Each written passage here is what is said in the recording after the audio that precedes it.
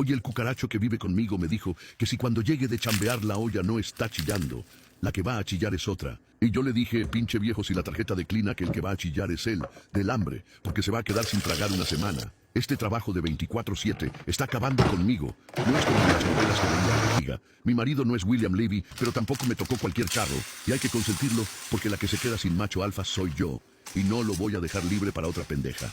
Yo no sé de dónde saca tanta hambre el capibara este de monte.